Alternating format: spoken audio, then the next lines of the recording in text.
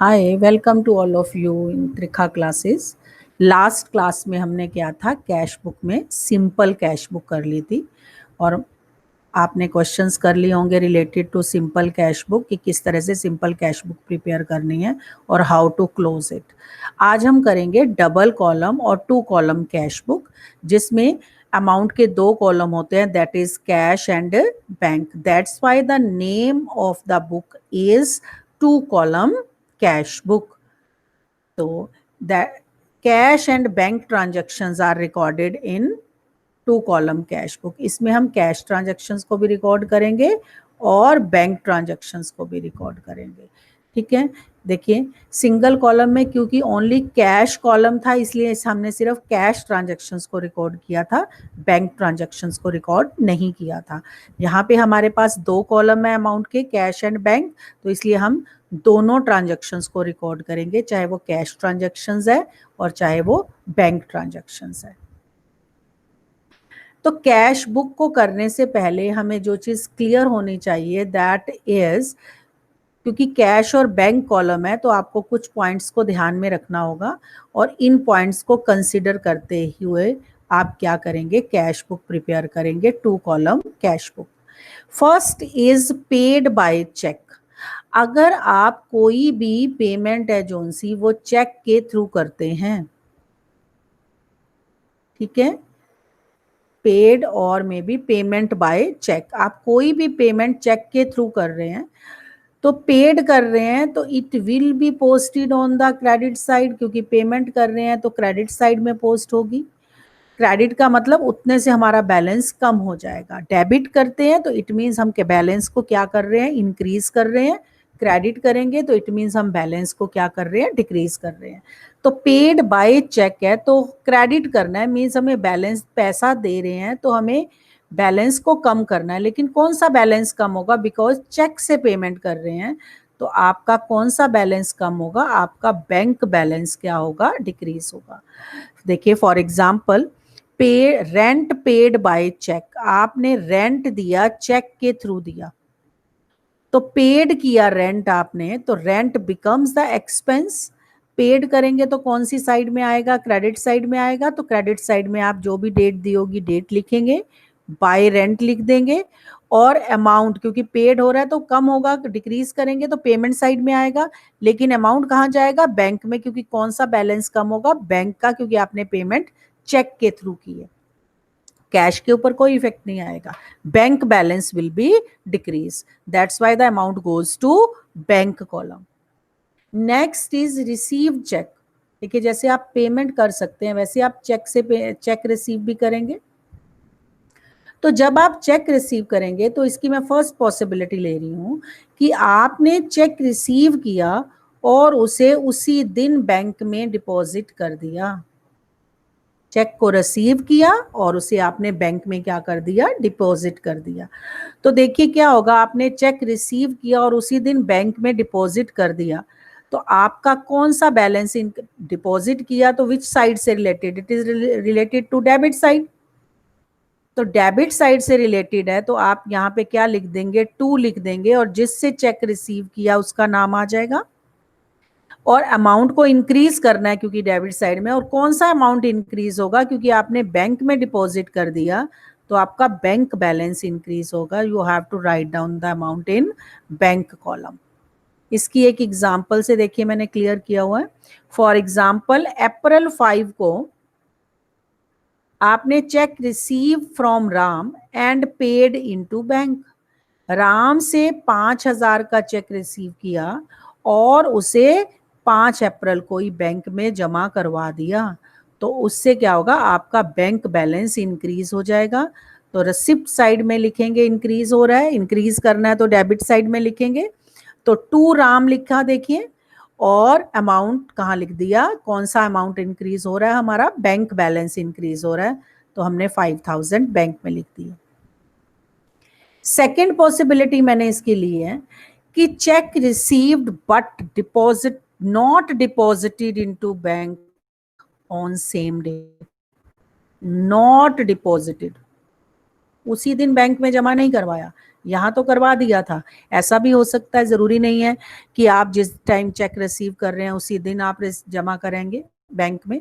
तो अगर आपने उस दिन बैंक में डिपॉजिट नहीं किया तो क्या किस तरह से ट्रीटमेंट होगा, ये देखिए मैंने एग्जाम्पल ली है। सपोज आपने अप्रैल 5 को राम से 5,000 का चेक रिसीव किया था और आपने 5 अप्रैल को डिपॉजिट नहीं किया, आपने वो चेक अप्रैल 7 को डिपॉजिट किया बैंक में।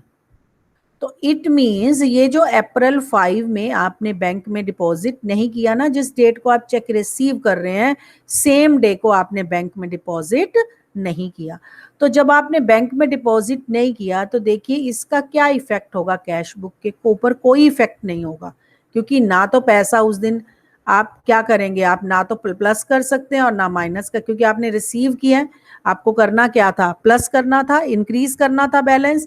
लेकिन ये इस डेट को इंक्रीज क्यों नहीं होगा, क्योंकि आपने बैंक में डिपॉजिट नहीं किया, चेक लिया और अपने पास रख लिया। तो you have to pass the journal entry for this in the working note. आप जर्नल बनाएंगे, जर्नल में आप ये अप्रैल 5 की एंट्री करेंगे। क्या एंट्री करेंगे, आपने चेक रिसीव किया और उसे डिपॉजिट क्योंकि बैंक में नहीं किया उस दिन, तो आप इसकी एंट्री करेंगे, क्या करेंगे, cheque in hand account debit to Ram 5,000। क्यों, क्योंकि इसका कैश बुक के ऊपर इस ट्रांजेक्शन्स का कोई भी इफेक्ट नहीं है। जब अप्रैल 7 आया तो आराम से चेक डिपॉजिटेड इनटू बैंक, कि ये जो 5 अप्रैल को राम से चेक रिसीव किया था ये अप्रैल 7 को आपने बैंक में डिपॉजिट कर दिया। तो बैंक में डिपॉजिट कर दिया तो इट मींस आपका बैंक बैलेंस इंक्रीज होगा। तो बैंक बैलेंस इंक्रीज होगा तो कहाँ लिखेंगे, इंक्रीज कहाँ आएगी, रिसिप्ट साइड में, डेबिट साइड में। तो डेबिट साइड में आपने अप्रैल 7 लिखा और क्या डिपॉजिट आपने किया, ये जो 5 अप्रैल को चेक इन हैंड अकाउंट को जो आपने ये डेबिट किया था ये आपने बैंक में डिपॉजिट कर दिया। तो आपने यहाँ लिखा टू चेक इन हैंड और बैंक में आपका आ गया कितना, 5,000। आपने 5,000 इंक्रीज कर दिया बैंक का बैलेंस। क्यों इंक्रीज किया, क्योंकि 7 अप्रैल को आपने जो राम का चेक है वो बैंक में डिपॉजिट कर दिया। डिपॉजिट कर दिया तो आपने क्या किया, अपनी कैश बुक में बैंक बैलेंस को उतने अमाउंट से क्या कर दिया, इंक्रीज कर दिया 5,000 से। ठीक है। उसके बाद नेक्स्ट है आपका check deposited into bank but dishonoured. check deposited into bank but dishonored, then what will be the accounting treatment? Suppose for example April 10 Ram's check dishonored, ये जो आपने 7 अप्रैल को बैंक का राम का चेक बैंक में डिपॉजिट किया था, तो देखिए जब डिपॉजिट किया था तो आपने बैंक बैलेंस को क्या कर दिया था, इंक्रीज कर दिया था। लेकिन वही जो राम का चेक है वो क्या हो गया, आपका डिसऑनर हो गया, कैंसल हो गया। तो कैंसल हो गया तो आपका बैंक बैलेंस इंक्रीज, जो आपने इंक्रीज किया था कैश बुक में, अब आपको उतने से उसको क्या करना पड़ेगा, डिक्रीज करना पड़ेगा। तो आपने बाय राम लिखा फॉर 10 अप्रैल को और बैंक बैलेंस को आपने क्या कर दिया, डिक्रीज कर दिया। ठीक है। उसके बाद नेक्स्ट, क्योंकि इसमें कैश और बैंक ट्रांजैक्शंस को हम रिकॉर्ड करते हैं तो इसमें कॉन्ट्रा एंट्री होती है। What do you mean by contra entry? Entries which are recorded on the both side, entries which are recorded on the both sides of cash book।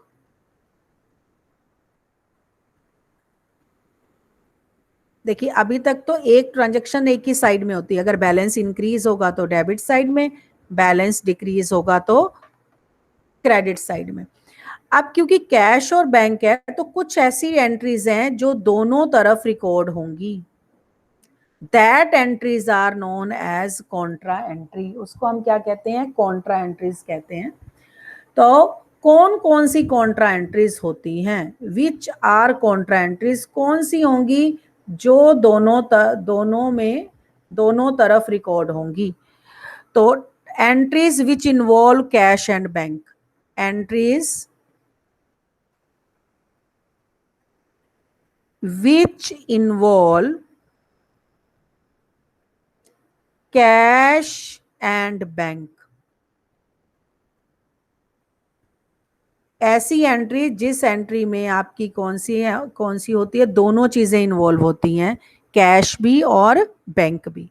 अब देखिए वो कौन कौन सी ऐसी एंट्री हैं जो जिसमें कैश और बैंक दोनों इन्वॉल्व होते हैं। देखिए अगर मैं लूं, डिपॉजिटेड और पेड इनटू बैंक, डिपॉजिटेड और पेड इनटू बैंक,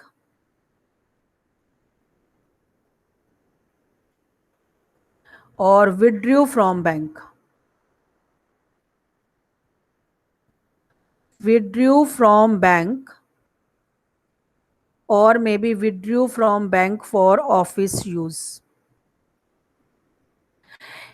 ये दो एंट्रीज हैं जिसमें कैश और बैंक दोनों इन्वॉल्व होते हैं। देखिए बैंक में डिपॉजिट करेंगे तो आप क्या एंट्री करते हैं, आपकी एंट्री होती है बैंक अकाउंट को आप डेबिट कर देते हैं और टू कैश कर देते हैं, और जब पैसा निकालते हैं बैंक से तो आपकी एंट्री होती है कैश डेबिट टू बैंक होता है। इन दो एंट्रीज को छोड़ के बाकी जितनी भी एंट्रीज हैं उसमें चाहे कैश इन्वॉल्व हो या बैंक इन्वॉल्व हो, एक ही चीज इन्वॉल्व होगी, कैश और बैंक। ऐसा नहीं, ऐसी एंट्री जिसमें एक बैंक अकाउंट डेबिट होगा और कैश अकाउंट क्रेडिट होगा, या कैश डेबिट होगा बैंक डेबिट होगा। देखिए ये ट्रांजेक्शन ऐसी हैं जिसमें और कोई अकाउंट इन्वॉल्व नहीं है, ओनली दोनों कैश और बैंक अकाउंट्स आर इन्वॉल्व। तो ऐसी ट्रांजैक्शन, ऐसी एंट्रीज को हम क्या कहते हैं, कॉन्ट्रा एंट्रीज, और ये दोनों तरफ रिकॉर्ड होती हैं। Now how to record this contra entries in cash book. अब हम कैश बुक में इसको किस तरह से रिकॉर्ड करेंगे, देखिए ये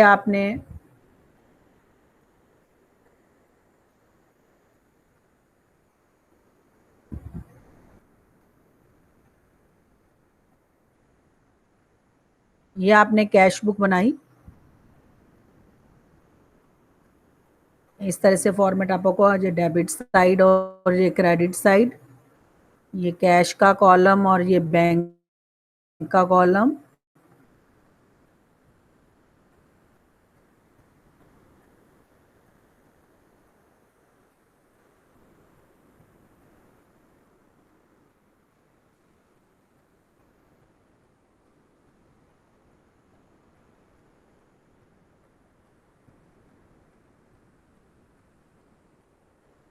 अब डिपॉजिटेड इनटू बैंक है, बैंक में डिपॉजिट किया, बैंक में डिपॉजिट किया तो आपकी एंट्री ये हो रही थी, बैंक अकाउंट को डेबिट कर दिया था आपने और टू कैश अकाउंट कर दिया था।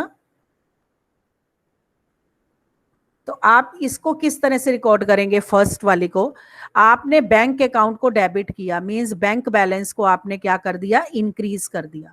तो जब बैंक बैलेंस इंक्रीज होगा तो ये कहाँ आएगा, इंक्रीज करते हैं तो यहां आएगा बैंक बैलेंस, और कैश को क्या कर दिया, क्रेडिट कर दिया, मींस डिक्रीज कर दिया, तो कैश बैलेंस को आप यहां पे डिक्रीज कर देंगे।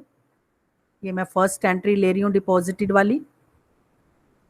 कैश बैलेंस को देखिए, जब आप बैंक में डिपॉजिट करेंगे आपका बैंक बैलेंस इंक्रीज होगा, बैंक बैलेंस इंक्रीज करते हैं तो डेबिट साइड में लिखेंगे बैंक को इंक्रीज कर दिया, कैश को क्या कर दिया, डिक्रीज कर दिया, तो कैश को क्रेडिट में लिख दिया। और पर्टिकुलर्स के कॉलम में आप क्या लिखेंगे, पर्टिकुलर्स के कॉलम में you have to write down to, अगर बैंक को डिक्रीज कर रहे हैं तो you have to write down here to cash account, और यहां पर आप कैश का कम कर रहे हैं तो यहां पे क्या लिख देंगे, बाय बैंक अकाउंट। और लेजर फॉलो के कॉलम में क्या लिखेंगे, see that represent for Contra entry. ऐसे ही सेकंड हम लेते हैं, कौन सी, सेकंड है विड्रू फ्रॉम बैंक। जब आपने कैश अकाउंट को क्या कर दिया था, डेबिट कर दिया था, और बैंक बैलेंस को क्या कर दिया था, डिक्रीज कर दिया था। जब आप बैंक से पैसा निकालेंगे तो आपके पास कैश आएगा, तो कैश का बैलेंस आपका क्या होगा, इंक्रीज होगा। तो जब इंक्रीज करते हैं तो क्या करते हैं, डेबिट करते हैं, तो कैश बैलेंस इंक्रीज हो गया और बैंक का बैलेंस आपका क्या हो गया, डिक्रीज हो गया, आपने पैसा निकाल लिया। तो आप क्रेडिट साइड में बैंक बैलेंस में बैंक कॉलम में लिखेंगे और कैश बैलेंस इंक्रीज होगा तो कैश बुक में कैश कॉलम में डेबिट साइड में लिख देंगे। उसके बाद लेजर फॉल्यू के कॉलम में आपको क्या लिखना है, see that represent for Contra entry. और डेबिट साइड में यहाँ पे लिखेंगे क्या, पर्टिकुलर्स के कॉलम में, यहाँ कैश में अमाउंट लिखा है तो यहाँ पर हम क्या लिखेंगे, टू बैंक अकाउंट। और यहाँ पर बाय लिखेंगे, बैंक में लिखा है अमाउंट तो कहाँ लिखेंगे, कैश में। तो ये है आपकी कॉन्ट्रा एंट्रीज कि किस तरह से हमने कॉन्ट्रा एंट्रीज को पोस्ट करना है कैश बुक में। और कौन सी कॉन्ट्रा एंट्रीज होती हैं, वो ट्रांजैक्शंस जिस ट्रांजैक्शंस में कैश और बैंक दोनों इन्वॉल्व होते हैं। एक अकाउंट डेबिट हो रहा होता है और दूसरा अकाउंट क्या हो रहा होता है, क्रेडिट हो रहा होता है। ठीक है, देखिए दोनों ही, दो अकाउंट इसमें इन्वॉल्व हैं, दो ही अकाउंट इसमें इन्वॉल्व हैं। तो ऐसी जो ट्रांजैक्शंस होती हैं ये दो ही हैं, आप इसमें क्या करेंगे, इसमें इसको कॉन्ट्रा एंट्री करेंगे, मींस दोनों साइड्स में रिकॉर्ड होंगी ऐसी ट्रांजैक्शंस। रिकॉर्ड करने का वे बता दिया मैंने कि अगर आपने बैंक में पैसा जमा करवाया तो जमा करवाएंगे तो आपका क्या होगा, बैंक बैलेंस बढ़ेगा और कैश कम होगा। बढ़ेगा बैंक बैलेंस तो आपने ये कर दिया, देखिए बढ़ता है तो डेबिट करते हैं, कम करने के लिए उसे क्रेडिट करते हैं। बैंक बैलेंस इंक्रीज हो रहा है तो बैंक को इंक्रीज कर दिया, कैश कम हो रहा है तो उसे क्रेडिट कर दिया। और पर्टिकुलर्स के कॉलम में ऑपोजिट लिखते हैं, कैश का कॉलम अमाउंट कम कर रहे हैं तो बैंक लिखा, यहां आप बैंक का बैलेंस इंक्रीज कर रहे हैं तो क्या लिखा, कैश लिखा। और लेजर फॉल्यू के कॉलम में आपने क्या लिख दिया, सी लिख दिया। इसी तरह से नेक्स्ट आपका जो है वो क्या है कि आपने बैंक से पैसा निकाला। अब बैंक से पैसा निकालेंगे तो क्या होगा, कैश आएगा आपके पास और आपका बैंक बैलेंस कम होगा। तो आपको कैश को इंक्रीज करना है और बैंक को क्या करना है, डिक्रीज करना है। तो इंक्रीज करना है कैश को, तो आपने ये कैश को देखिए इंक्रीज कर दिया, यहाँ लिख दिया अमाउंट, और बैंक बैलेंस को आपने डिक्रीज कर दिया, क्रेडिट साइड में लिख दिया बैंक के कॉलम में। लेजर फॉल्यू के कॉलम में सी लिखा, that represent for Contra entry. और अमाउंट पर्टिकुलर्स के कॉलम में क्या आएगा, यहाँ कैश में लिखा है अमाउंट तो यहाँ बैंक आ गया, और यहाँ बैंक में लिखा है तो कैश आ गया। तो इन सब चीजों को ध्यान में रखते हुए आप क्या करेंगे, 2 कॉलम कैश बुक प्रिपेयर करेंगे।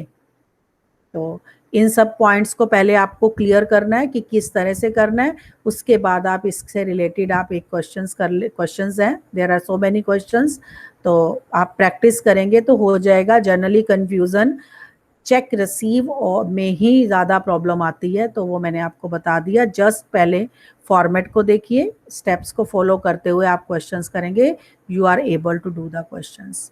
Thank you so much.